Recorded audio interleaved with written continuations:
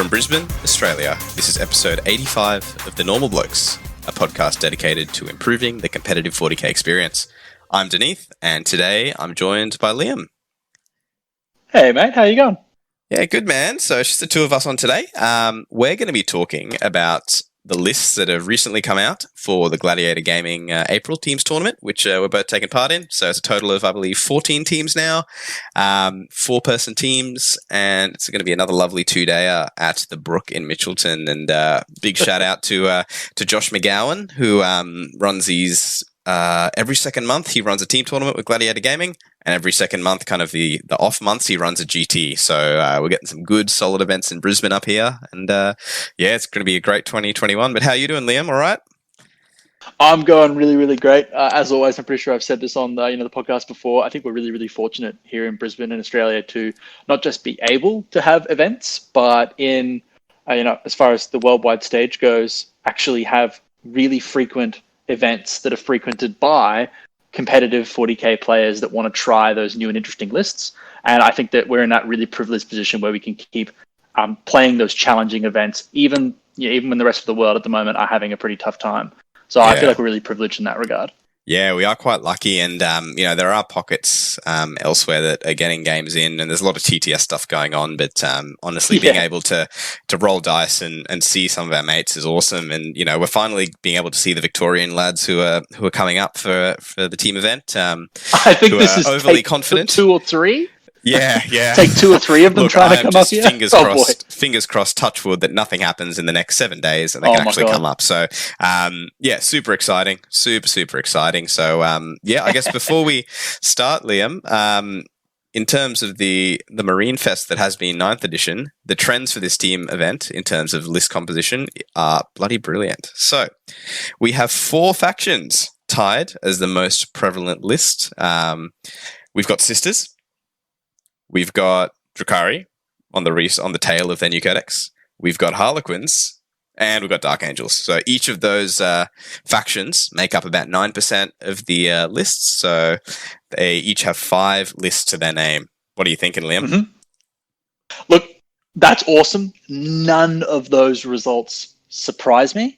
They make me incredibly happy that they're not all Space Marines. The one thing I will say, and the slight, skew in the data, is that Adeptus Astartes has been measured on DUP separately to Dark Angels. Mm-hmm. So Adeptus Astartes is another 3 players. So if you count the Dark Angels and the normal Space Marines together, they still make up 8 lists, which it would make it the most played faction at the event. Yes. Not that I would expect that to be any different. That makes perfect sense. Yeah. But what makes me actually really interested is that Marines are just normal Space Marines are straight up outnumbered by Death Guard, AdMech, and then all the factions you mentioned there. That's it. Harleys, Drukhari, and the Adeptus Sororitas, this is a battle as well. So Space Marines, the old Raven Guard list and the White Scars list, they're outnumbered on all sides. The meta is actually evolving. But sorry, I was going to say, Liam, at the Brisbane GT last year, we had non-Harlequins lists for Eldari, absolutely none. We had none. And now we've got 10 Eldari lists. 20% of the field is Eldari. Yep. Look, obviously the new Dark Eldar Codex has something to do with that, but it's more than just the Codex being new. It's a good meta call. Dark Eldar have not just the new book, but I even thought before they had some tools that could actually do some awesome things in the current meta. And there's some really interesting trends here, and I think that what I really like about this event and the stats from this event are they actually mirror almost exactly the article that Goonhammer posted really recently about factions that are going up in ranking. They've sort of ranked all the factions, as I'm sure you know, and they've sort of explained how as the codex has come out and the meta changes, some factions move up the rankings and some factions move down the rankings. So, for example, in their rankings, things like Sisters and Drukhari are all going up at the moment, understandably, but things like Space Marines and Necrons are going down. And that's very accurately represented in these lists here. If you look at it, people seem to not, if they don't necessarily have made a call based on what's strong, they're feeling like they can't, do as well as they previously could have in an ever-adapting, ever-changing meta. And I'm not negative about that. I think that's awesome, because that means the game is changing. The game is changing all the time. It's mad. Well, even compared to the last team event, Liam, where half the teams had a Necron list, now it's like considerably less. There's like 4 Necron players. So it makes, it's such an interesting shift, even though the access to those armies are there. Like Necrons were just in a starter kit. Everyone's got a Necron army. So everyone knows someone with a Necron army, right? So it's really interesting to see that even in just 2 months, like one codex or 1.5, kind of 2 codexes have come out, and that's happened. So it's really interesting to see. But I'm really keen to dive into some lists. I know we've handpicked, we've cherry picked some lists we want to talk about. Anything else in general you want to talk about, Liam, before we dive straight in? I'm sorry, the one other number I wanted to mention is that there are as many Necron players as Death Guard players at this event. Lovely. And that's astounding. That's actually astounding. Yeah. Because at the last couple of events that I've been looking at, Death Guard's been making up 25% of all lists. Yeah. They've been so prevalent, and now straight away, straight down. Yep, that's it. Very interesting. Yeah. I still think some of the Death Guard lists in the in the lot are going to scare some people. We've got a Death Guard player in our team with our very own Wayne, 85 from 85 episodes, making an appearance on the podcast. Never heard of you. Never heard of you. But so I still think those lists are pretty potent. Liam, hit us with your first list. All right. So Dineeth and I have cherry-picked a couple of lists, and the first one I want to talk about is from the team, the Emperor's Finest, the very own Nick Standing. So Nick is an absolute legend, and what I love about this list is he's playing Guard and Custodes. So 2 armies, neither of which are considered to be top tier at the moment, both of which are near and dear to my heart, and both of which have some really, really great tools.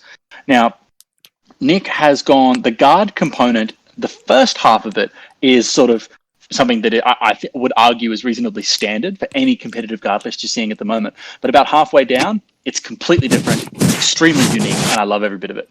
So his list is Vestroyan, which is the +6 range and has the strat for +1 to hit. He's got a tank commander with everything you'd expect there.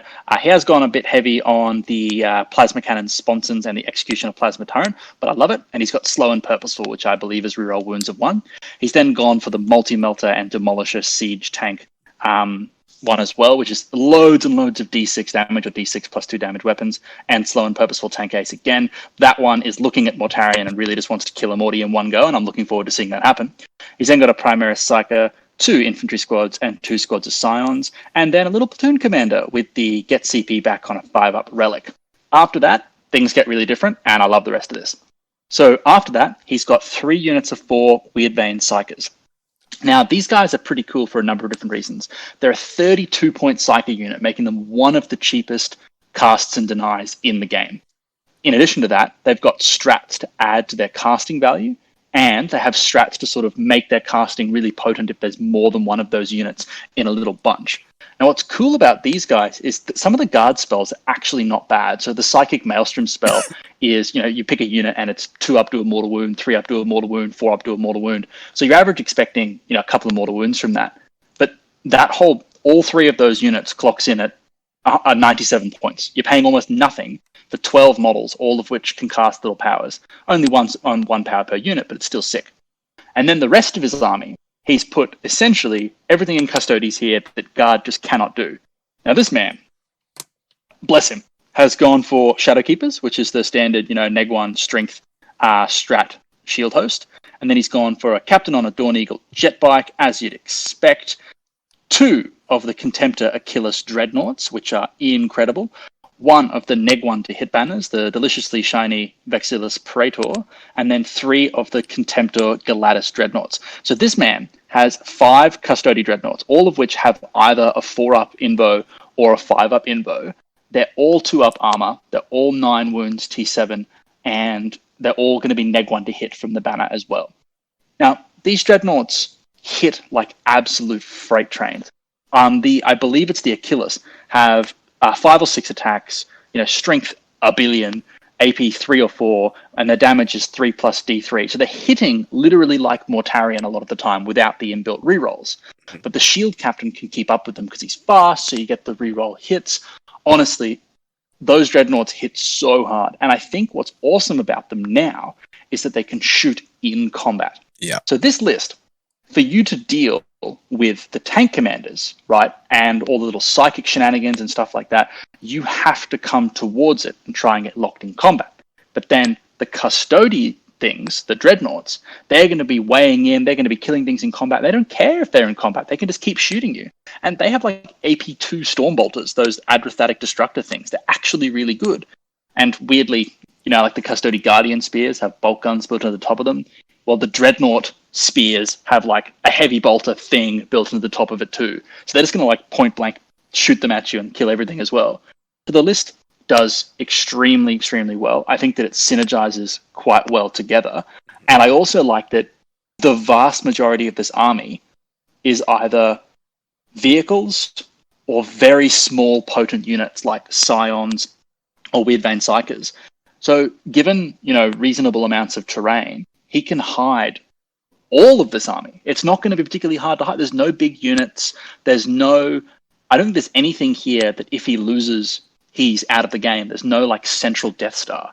It's really threat overload in both melee and some shooting and psychic jank. And I love it. I think it's awesome. And there's so much like things he can do on a table that doesn't have terrain. Like you can deep strike the Custody Dreadnoughts. You can or outflank them. You can bring them down with the Vexilla and make the charge nice and short. All those Achilles Dreadnoughts, I believe, are neg 1 to hit in combat. So if you want to throw something big like your own Dreadnought or like a big combat brick into it, guess what? Neg 1 to hit. And like you said, Liam, the Galatus, the one with the shield, I think it's neg 1. It's either neg 1 to hit or wound in combat. I can't remember which way. I'm sure it's hit. Yeah. There's no way. Yeah, so like that's wild. Like that's so good. And then they can, like you said, they can shoot into combat, so they don't care. Like they're just getting multiple activations if you tag them in combat. They're just loving life. The one thing I don't believe Custodies Dreadnoughts are obsec. I think it's just infantry and biker, so they're not objective secured.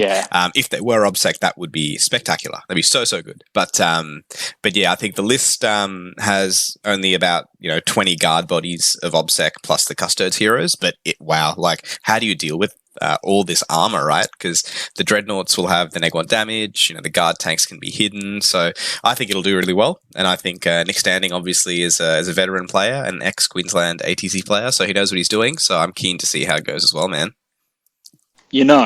Before we move on, it has also occurred to me that because those little, shit pusher Weird Vein Psychers are worth almost nothing, they're a pretty juicy, unit that you could do mental interrogation with, or one of the psychic secondaries. Probably wouldn't want to risk something like psychic ritual because they're not durable. But if you have 3 of those units for less than 100 points and just spread them around the table, man, like you could just be starting to do mental interrogation wherever and whenever you want. It's actually quite potent. Yeah, and I believe the Weird Veins are not characters, so they can get picked off by stuff. They're not, but it also means he doesn't bleed assassinate, which I think is worth something when characters are quite killable these days anyway. Yes. I actually really rate the Weird Vein play. I think that there's a lot of different tech you get from them. Yeah, I think it's pretty cool. I'm keen to see how it goes. It's a bold move, Cotton. but yeah, I guess we'll move on to the next one that I'd like to talk about, and his head's nice and big. It's real big, and it's going to get even bigger. Mr. Matthew Morrisoli, winner of Uprising Adelaide. Let's have a look at his Drukhari list, Liam. Let's see what we've got. So, for anyone who hasn't been living under a rock, Drukhari's pretty fucked. It's quite good. Witches are pretty good, and Matt is leaning heavily into some of this new good stuff. So, first off, I'll actually talk about his final detachment, where he's got a Dark Technomancer's Patrol. And Dark Technomancer's, the custom coven for those who played in 8th edition. You could pretty much overcharge your guns to get +1 to wound, +1 damage. That stayed the same. But now you take damage on a hit roll of 1. So what do we do, Liam? Let's put some units that don't roll flamers. To hit. Yeah, let's put some flamers in there. So a Dark Eldar Liquefier gun is now Assault D6, Strength 4, Flat Neg 2 AP, 1 damage. So that profile with +1 to wound and +1 damage starts to get pretty nice when you're not rolling to hit. So Matt's got Drazai as his HQ in the Dark Technomancer's Patrol. 2 units of 4 racks, each of them with 2 liquefiers, 2 units of 5 incubi, 2 2 units of 5 Scourge with some blasters. And then he's got a whopping 7 Raiders. So it looks like 4 of them have Dark Lances stock, and then 3 of them have Disintegrator Cannons, and got a couple with Grizzly Trophies for extra negs to leadership, which is quite nice to have. So that's like his boat detachment and his flamer detachment. Then he's got 2 Cult of Strife patrols, so a total of 2 Succubi, I believe the plural is. One of them has a Quicksilver Fighter plus the Triptych Whip and Adrenalite as the combat drug, so it's rolling in with like 12 attacks. It's pretty crazy. Then a unit of Witches, Shardane Impaler, plus fun attack as well, and 5 more Incubi. Then he's got, a second Succubus, Competitive Edge, and the Dark Lotus Toxin. I believe that's the one that allows you to kind of reroll your failed wounds. 10 more Witches, 7 more Witches, and 14 Hellions, and with Hypex, which is the movement drug. So Hellions can fly over a unit and bomb it, and on a 4+, you take a mortal. So 14 Hellions is doing like 7 mortal wounds if you wanted to. They're also a pretty good data sheet. So a lot of fast-moving stuff. A lot of stuff, when you look at it, it's like, oh, it's squishy infantry, but then it's all in those 7 Raiders if it wants to be. Raiders are conveniently 10 wounds, so they only give up 1, bring it down. And that Hellion unit can just fly over your Chief Apothecary or your neg 1 damage banner and say goodnight. So I love the list. It's nice and quick. What do you think, Liam? No, I mean, Dark Eldar, I think people have been, like a lot of new codexes, right? People are both quick to say that things are incredibly powerful and also quick to say things are not incredibly powerful. Mm-hmm. And I think a lot of people are either under and overrating at the same time the Dark Eldar book. So I often hear people saying, the book does so much damage, it's so crazy. And then other people say, oh, the book's not durable anymore, so it's like a huge glass cannon. And I agree with that, but then, you look at, I don't know, Dineeth, you might have looked at Grotesques in case anyone's looked at Dineeth's list. You might have looked into the Homunculus Covens. But also, like, when you've got characters like the Archons and the Succubi that now actually do relevant damage, because let's be realistic, before this codex, they didn't do anything. They actually did like almost no damage in comparison to like, Sisters of Battle characters and stuff. Yeah. And now they do relevant damage and move 1 billion inches and have 2-up invos on the Archons and 4-up invos and neg 1 to hit or whatever on the Succubi. There's a lot of relevant durability that can dart around. Now, I rate Matt's list not just because of its construction and not just because of its player, which Matt's proved himself many, many times as a good 40k player, but it's because of the terrain. Now, for anyone who hasn't been to Josh's Gladiator Gaming events, Josh has very, very balanced terrain. It's very, very consistent across all the tables. So you sort of know what to expect. Now, I think Dark Eldar are going to be really dominant on that sort of terrain. I think they're going to be incredible because there's a lot of structures that are not breachable, like quite a lot of those walls and stuff like that. And I think that Dark Eldar having an abundance of fly, an abundance of little units to do objectives is going to be incredible. It's going to be awesome. Yeah. And if you look at, this list, it didn't get much more durable from, Dark Eldar getting a new book. Like, if you could kill this army 2 months ago, you can probably still kill it now with all these guns. Yeah. But all these witches have so many more ways to get into combat effectively. Straight off the bat, they're all advancing charging. You've got the ability now to come in from reserve on a transport, get out of that transport for 1 CP, and then charge in. You've got, with the Cult of Strife, upgrade or supplement, if you want to call it. You can turn off Overwatch. You can suddenly become a Harlequin with some witches and jump over models. There's so much you can do. And that Succubus with 12 attacks with the Triptych Whip that does poison 2+, it's just going to kill your characters. So there's definitely a lot of layers of durability in the sense that you move your transports onto objectives, people can try and kill the transports, then your OPSEC gets out, and then you're fucked. Like, you're just making them score more primary. The transports are just a big delivery system. But on top of that, you've got all these little pockets of damage, like 3 units of 5 Incubi is great. But on the same note, Liam, it does die quickly. So it does die. It does die quickly. That's I'll be really interested to see. Obviously, Matt's a really good player. I'll be really interested to see how the list goes and how they pair him into games where he, won't get tabled in, 2 turns of AdMech arc rifle shooting that we'll talk about shortly. Because there's definitely a list in this pairing matrix that scares the crap out of Drukhari. But is there anything else you want to talk about with Matt's list, Liam? No, I think a lot of the commentary on Dark Eldar has already been done, and I also think it's going to evolve over time. Probably in like a month or so, I reckon we probably revisit Dark Eldar in more depth. But I want to see like kind of organically how that sort of evolves. Neck 1 damage covens, yeah. Shh, you give away your own secrets. All right, your next list of choice, Liam, is an orc list, eh? It certainly is an orc list. So I'm looking at Team the Toowoombanators. Love the name, you guys. But if any of you are listening to this, that's awesome. It's amazing. And I'm talking about Jazz Wright. Now, I love orcs, always have. And what I really love about this army is that this is an orc list that is almost identical to an orc list that I was going to play for Team. And I love all the little tech here. I think this is one of the best lists that orcs can put on the table at the moment for a whole bunch of different reasons. So I'll run through the list really quickly, and then I'll talk about all the little tech here because it's actually great. It's a really good list. So he's got the entire army is Death Skulls, which is infantry. All infantry get obsec 6, and then everyone else gets 6-up invo, reroll 1 hit, wound, and damage roll every time you shoot or fight. And he has gone hard. Every single thing in this attachment benefits from that to some degree. So he's got the ubiquitous Warboss on Warbike with all the gear you'd expect, makes him damage 4 in combat. This dude is a weaponized 8 wound character who flies around the table. He's got 3 units of 10 Gretchen. He has actually put them as 5 Gretchen in the list, but it doesn't matter. He's paid the points for 10, and they have to come in units of 10 anyway, so big whoop.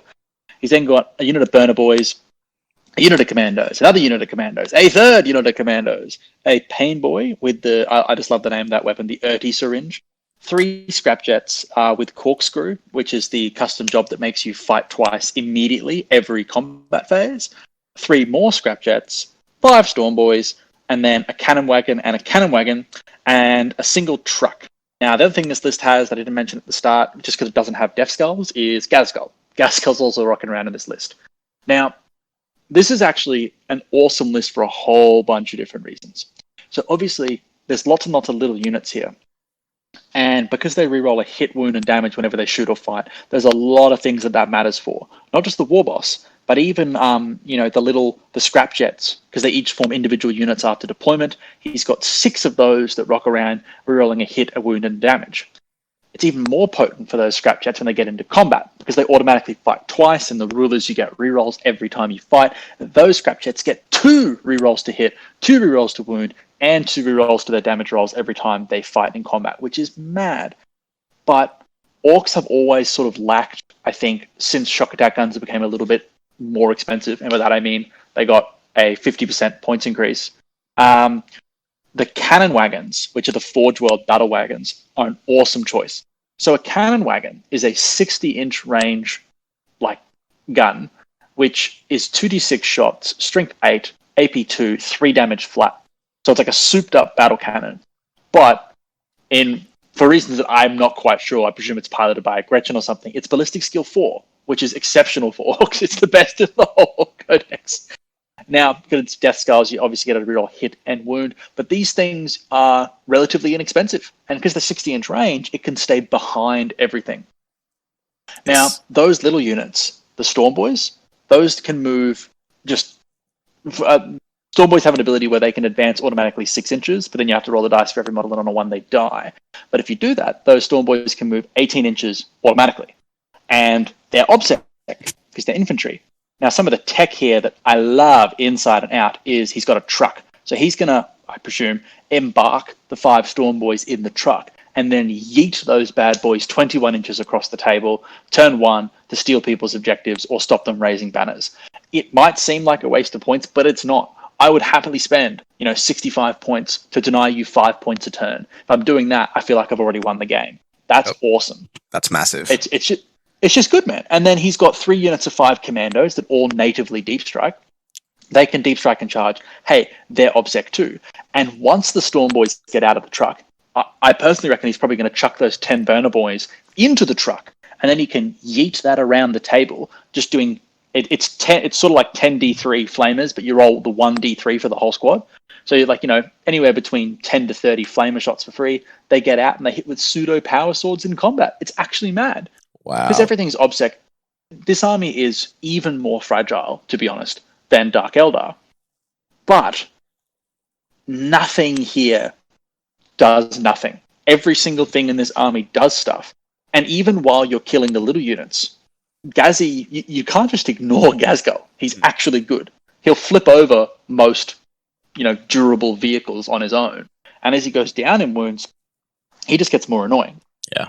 Now, you got to remember that the Orc book is old. And because of that, some of the stratagems in the Orc book have old wordings. So the Orc fight on death stratagem isn't unless you've already fought. It's just when you die.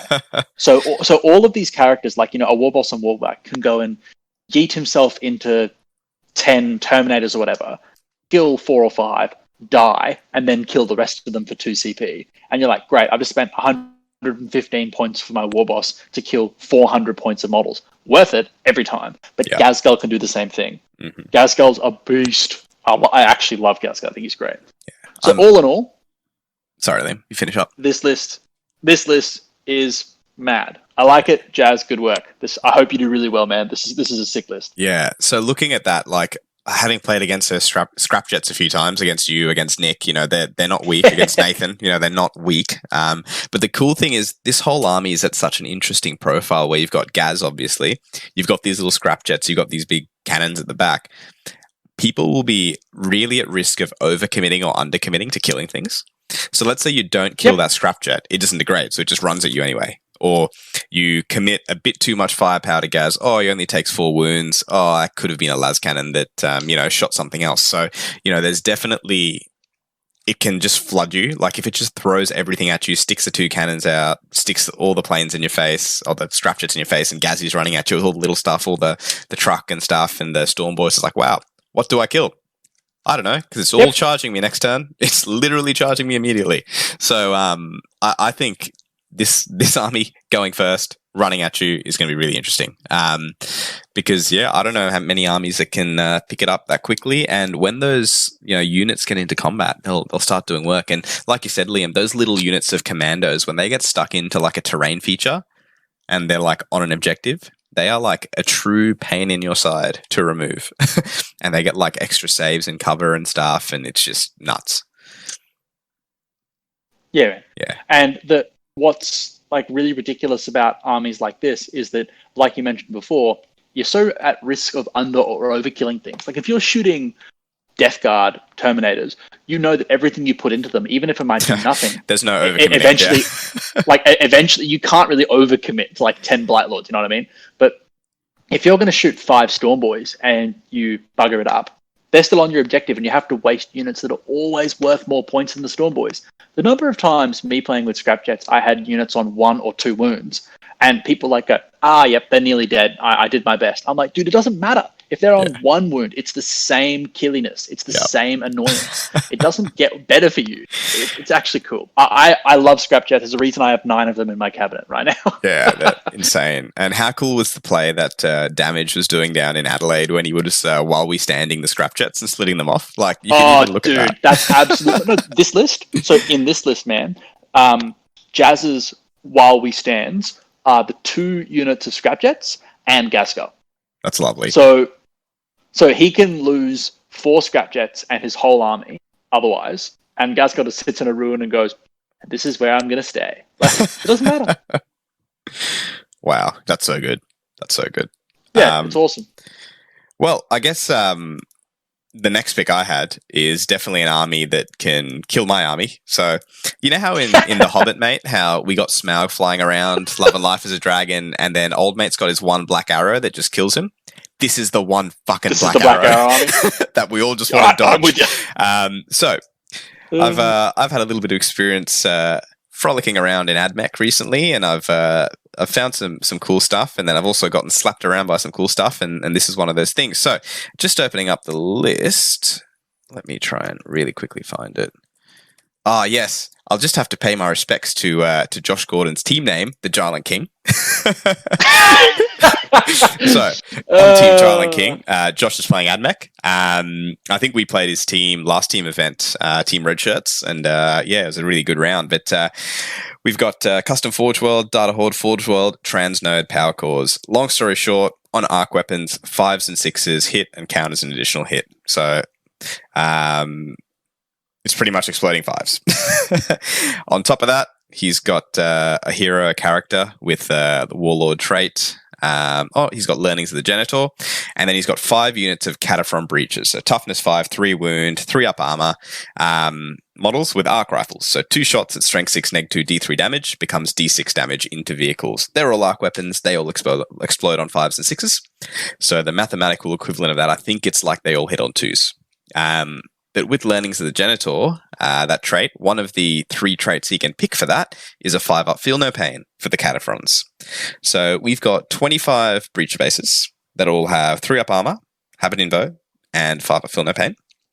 Then we've got 3 Scorpius Disintegrators with the out of line of sight guns, so strength 6, neg 1, I believe 2 damage flat. And then an Outrider with some Sterilizers and 2 units of Cerberus Raiders in case you wanted to charge it. So, of note, the servitors in that detachment as well that are Graia for the Denier. We've got some Mars Taraxi, so I believe that unlocks Wrath of Mars. And we've got some Stygies Cerberus Raiders who can pre-game move and are neg 1 to hit passively. So, fuck playing against this. This is an amazing list. I think I did the maths. It kills like 4 Raiders in a turn. Look, thank God Dark Elder don't need to charge it. Wait a minute. Yes, it does. No, so like this, what I love about the Admech armies at the moment is that they're not just the, 36 breacher lists that we used to see with, the sort of standard stuff. I love the doggos. I love the Batmen. Look, I'm not going to pretend to know the names of all the units, but I've versed them enough that I know that they're good.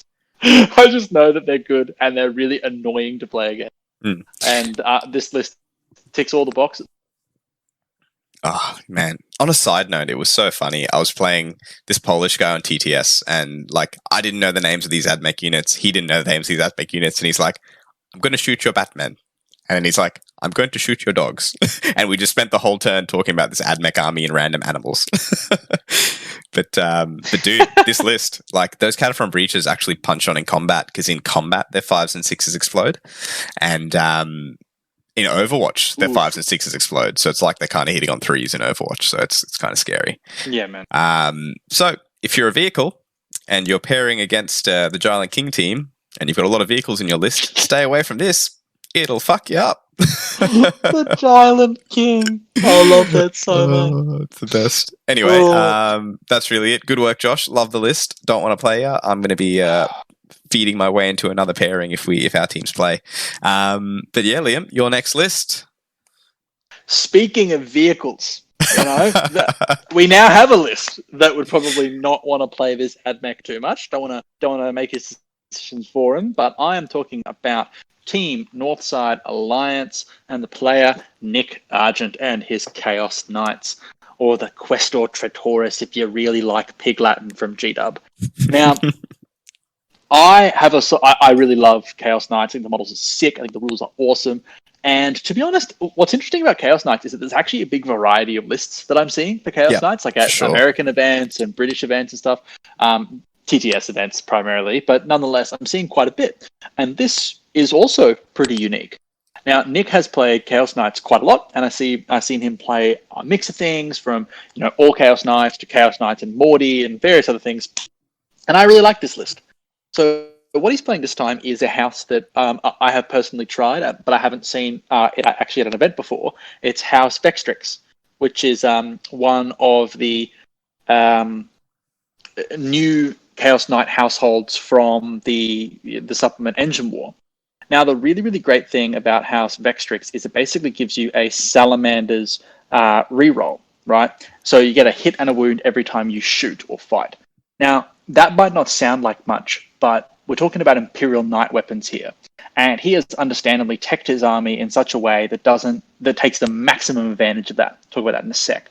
But just to sort of compound the value of those rerolls, House Vextrix is one of the infernal households. And what that means is that you can take D3 mortal wounds at the start of your turn and make one of your guns +1 strength and +1 damage. So he's really, really going hard into investing into like one gun, which all these knights have big guns apart from one of them, and then being able to make that gun as reliable as humanly possible. I think it's awesome. So it's a single super heavy detachment, which means that it gets the maximum CP you can, because knights get refunded the full 6 if you take a bunch of the Titanic knights. And he's gone for 2 of the Forge World knights. The Knight Megara, and he's done that twice. One of those is his Warlord. And the thing about the Megaras is they're the ones with like the 3-pronged super claw, which is like crazy. I actually can't remember the profile exactly for the Megara, but if that thing hits you, you're in a lot of trouble, especially if you don't have an invo save. But what's hectic is he's understandably teched into giving one of those Megaras the relic, that takes away your invo save for 1 round of combat. So that one of those Megaras has 2 things. It's got a Warlord trait called Infernal Quest, which makes it obsec and counts as 10 models. And in addition, it's got the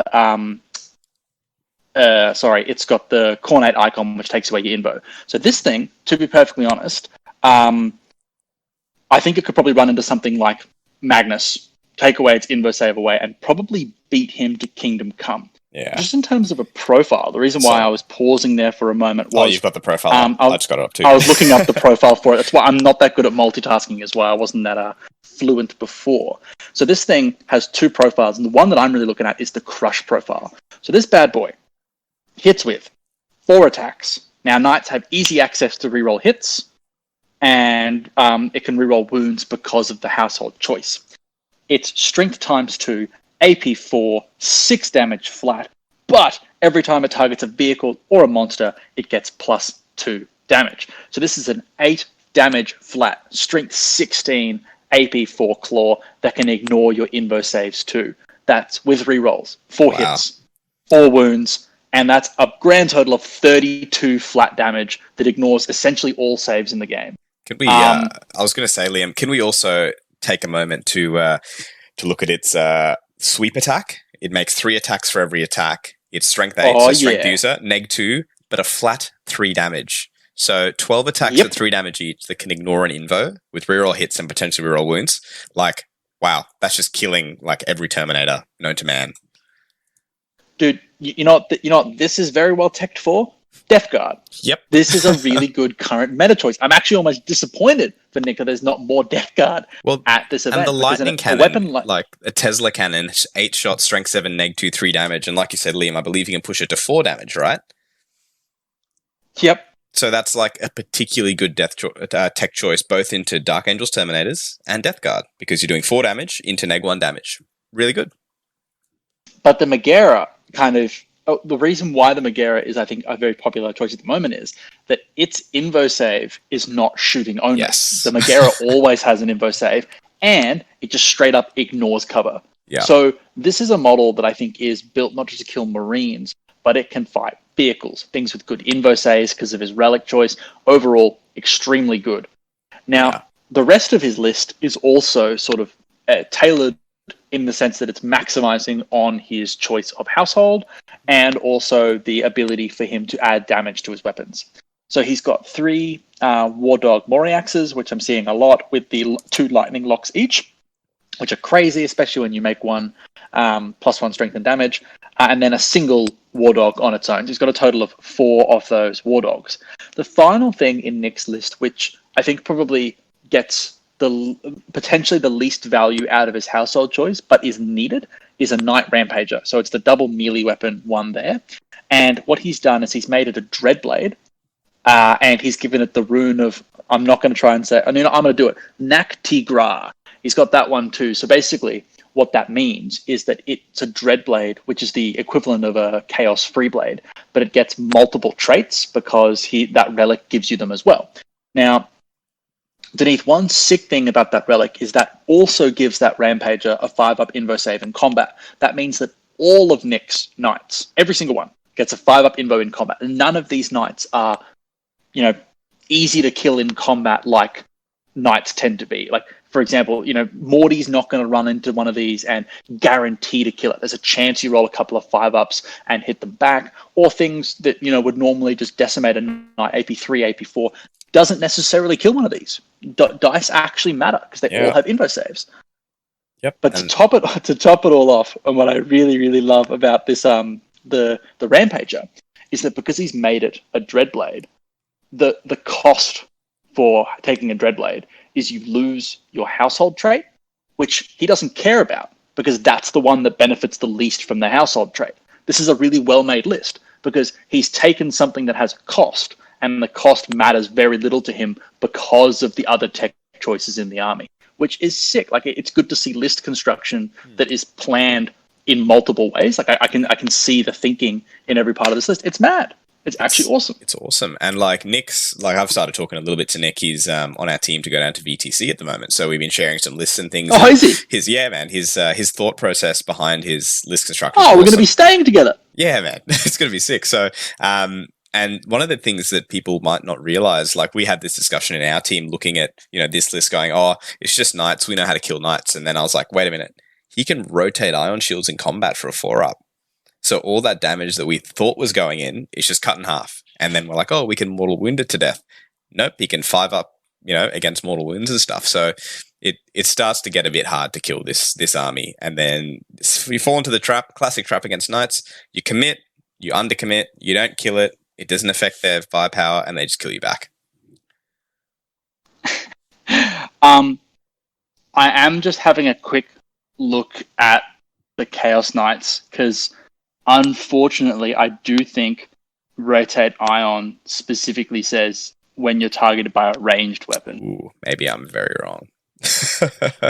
Which this is one of the reasons that I rotated away. Yes, it does, I'm afraid. Oh, no. It's that was actually a good pun. Wow, I should definitely have intended that. I'm almost disappointed. So no, the stratagem just says when you're targeted by an enemy attack. Yep. But then it says improve that model's save by 1 against attacks made with ranged weapons. Sneaky. So and I'm pretty sure the normal knights says the same, and that's why for a long time I have seen people just read the first bit and go, yes, I can use the stratagem in combat. And I'm like, yes, you can. You can use the strat all you like. It just only... Now, I might be wrong. I haven't checked the normal Imperial Knights one, but 100% that's the wording for Chaos Knights, unfortunately. All right, we're good, boys. We're good. It can't rotate. Man. Anyway, look, it's an amazing list. And also, I mean, Chaos Knights have a lot of the cool tech from their households too. Remember, this is an Infernal household, so he can do stuff like make Psyker's Perils on any double. When you're within 12 of any of these knights. You can make a knight get back up on a 4-up when it dies with D3 runes remaining. You can do all this sort of stuff, which, to be honest, if that stratagem, it might have 50% chance to do nothing, but you also have 50% chance to get a 500-point model back. So, bit of give and take there. It's overall pretty good. It's pretty sick. Yeah, I love it. Yeah, cool. Happy to move on to the next one if you are, Liam. Yep, last list number 9. I'm ready. All right. So, I really like this list. We're going to team Daddy's Girls, and we're looking at Matthew Kinman's list. So, it's a Chaos Soup list. We've got Chaos Demons and Chaos Veterans. We've got an Undivided Demons Attachment. We've got an Unkillable Lord of Change. So, neg 1 damage, 3-up Invo, and 6-up Feel No Pains that heal it, essentially, with the Exalted trait. We've got 2 Keepers of Secrets. One of them has the 4-up Invo base, and the other one's rolling for 2 Exalted powers. Then we've got a Bloodletter Bomb, 3 units of 4 Nurglings, 2 units of 4 Beasts, 2 units of 5 Furies, which are Mark of Zinch, which boosts their Invo. And then we've got a Emperor's Children detachment. So we've got a Sork with Agonies and Prescience, just 10 Cultists to fill out the detachment. And then 10 Flavor of the Month Chaos Terminators with Mark of Slanesh, Lightning Claws, and a couple of Combi Melters. So, long story short, you've got 3 big monsters, which are particularly annoying to kill. You've got some Keepers, which unfortunately can't advance and charge in this detachment. And you've got an Unkillable Lord of Change, probably rolling up doing, Psychic Ritual or something. You've got a Bloodletter Bomb to swing primary. You've got a bunch of Nurglings, 2 units of Beasts. I really like the addition of the 2 units of Furies, because they can sneak around and be cheap little engage on all fronts without committing Nurglings. Mark of Tzeentch makes them a little bit more annoying too. And then you've got a Emperor's Children Terminator brick that can drop in, sweep, and make another almost unfailable charge, although we've seen it fail. So you've got 2 elements that can come in from Deep Strike and hit. It's a similar kind of setup to Dan Savage's Brisbane GT list, where we've got the lock, but instead of the Great Unclean one and the Snail Lad, we've got a couple of keepers, and we've got a few less beasts. We've still got some Nurglings, and we've got a Bloodletter Bomb. So I'm really excited to see how Matt plays this. What do you think, Liam? I mean, Chaos at the moment are in like a really interesting spot where they have all of these awesome tech choices, but they aren't punished as much as some newer armies 100%. from souping. Yeah. Right? So they're kind of, I think Chaos is almost reaching, like if you look at like a sine curve, you're approaching like some of the peak performance I think to see from the Chaos lists. And this is one of those.